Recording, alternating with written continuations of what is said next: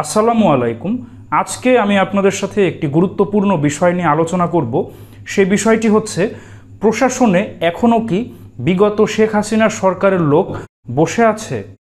বিগত শেখ হাসিনা সরকারের পতন প্রায় 2 মাসেরও অধিক সময় হয়েছে, কিন্তু বেশ কিছু ঘটনা প্রমাণ করে প্রশাসনে এখনও রন্ধ্রে রন্ধ্রে বিগত শেখ হাসিনা সরকারের লোক স্বপদে বহাল রয়েছেন এবং তারা অন্তর্বর্তীকালীন সরকারকে সঠিকভাবে কাজ করতে দিচ্ছে না। সম্প্রতি এক নারী ম্যাজিস্ট্রেট তাপসী তাবাসসুম উর্মির এক ফেসবুক মন্তব্য প্রমাণ করে এখনও বিগত শেখ হাসিনা সরকারের লোক প্রশাসনে রয়েছে।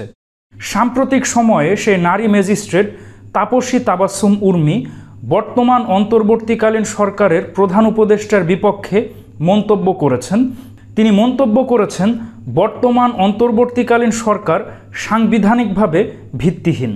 এবং সাম্প্রতিক সময়ে ডক্টর ইউনূসের একটি মন্তব্য, রিসেট বাটনে পুশ, এই বিষয়েও তিনি ডক্টর ইউনূসের বিপক্ষে বলেছেন এবং তিনি ডক্টর ইউনূসের পরাজয়ের কাউন্টডাউন শুরু হয়ে গেছে এমনটিও বলেছেন।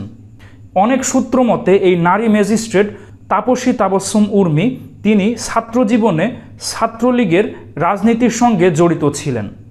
বিগত 15 বছর যাবৎ শেখ হাসিনা সরকারের আমলে উচ্চপদস্থ সরকারি চাকুরি এবং বিসিএসে যেভাবে আওয়ামীপন্থী লোকজন নিয়োগ দেওয়া হয়েছে, তাতে এই নারী ম্যাজিস্ট্রেটের এই মন্তব্য অবাক করা কোনো বিষয় নয়।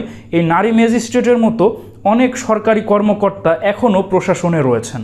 বিগত শেখ হাসিনা সরকারের পতনের পর বেশ কিছু সাম্প্রতিক ঘটনা, যেমন সাবেক প্রধান বিচারপতি তার মাধ্যমে বিচারিক প্রক্রিয়ায় কু ঘটানোর চেষ্টা এবং আনসার বাহিনীতে আন্দোলন এবং সাম্প্রতিক সময়ে এই নারী ম্যাজিস্ট্রেটের এই মন্তব্য, এগুলোই প্রমাণ করে এখনও প্রশাসনের উচ্চ পদে এবং রন্ধ্রে রন্ধ্রে বিগত শেখ হাসিনা সরকারের আওয়ামীপন্থী লোকজন এখনও স্বপদে বহাল আছেন এবং তারা বর্তমান অন্তর্বর্তীকালীন সরকারকে সঠিকভাবে কাজ করতে দিচ্ছে না।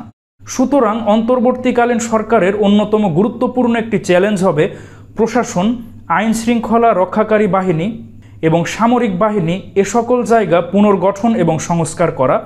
অন্যথায় অন্তর্বর্তীকালীন সরকার সঠিকভাবে কাজ করতে পারবে না এবং আগামী যে নির্বাচন সেটাও সুষ্ঠুভাবে পরিচালনা করা অসম্ভব হয়ে যাবে যদি প্রশাসনে এই নারী ম্যাজিস্ট্রেটের মতো লোকজন বসে থাকে।